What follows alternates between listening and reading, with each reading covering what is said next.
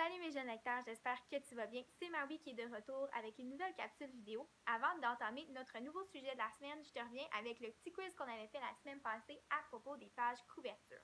Alors voici la réponse pour A, c'était les cigares du pharaon. Pour B, on avait l'étoile mystérieuse. Et pour C, on avait Tintin en Amérique. Tu peux m'écrire en commentaire si tu avais réussi le quiz ou si tu t'étais fait avoir par quelques pages couverture. Maintenant, pour le thème de la semaine, on va parler des émotions.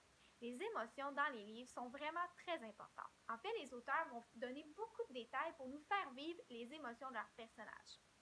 Par exemple, quand un auteur va parler d'un personnage qui est triste, il ne va pas seulement parler de tristesse, il va parler de sanglots, il va parler des larmes. Si on parle de colère, on pourrait dire que le personnage bouille à l'intérieur, on pourrait parler de ses poings serrés, de ses sourcils froncés. Et si on parle de joie, on pourrait parler de sourire, de rire et de petites étoiles dans les yeux.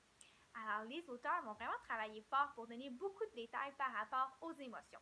J'ai même trouvé un livre qui parle seulement d'émotions. Je te le présente, ça s'appelle La couleur des émotions. Je vais te présenter le personnage principal du livre. Tu vas trouver ça un peu drôle, c'est un monstre. Alors voici le monstre qui commence l'histoire tout barbouillé. En fait, les couleurs représentent ses émotions. Au début du livre, le personnage n'est pas capable de différencier les émotions qu'il ressent et il se sent un petit peu mêlé avec tout ça.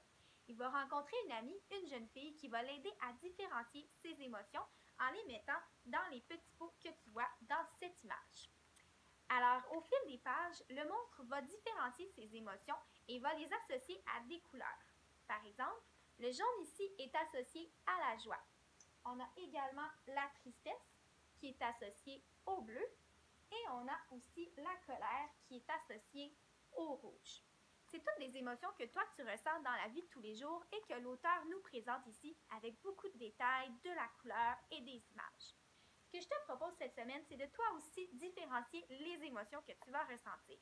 Tu peux te préparer des petits verres comme ça ici que tu identifies avec le nom de l'émotion de ton choix. Tu peux utiliser même des pots de yogourt recyclés que tu auras nettoyés ou tu peux demander à papa et maman de trouver des pots avec toi. Tu peux te préparer 3 pots, donc la joie, la tristesse et la colère, et tu peux en faire plus si tu ressens plusieurs autres émotions comme la peur, la gêne ou la tranquillité. Ensuite, tu dois te préparer des petits jetons. Ça peut aussi être des billes que tu as à la maison. Et à chaque fois que tu ressens une émotion, tu pourras l'ajouter dans le bon pot. J'aimerais que tu m'envoies une photo de tes petits pots et de tes billes ou tes jetons qui sont séparés au fil de la semaine. Et j'aimerais savoir quelle émotion tu as le plus ressentie pendant les jours qui vont suivre. On se revoit la semaine prochaine pour une autre vidéo et je te souhaite d'avoir beaucoup de plaisir avec tes émotions cette semaine.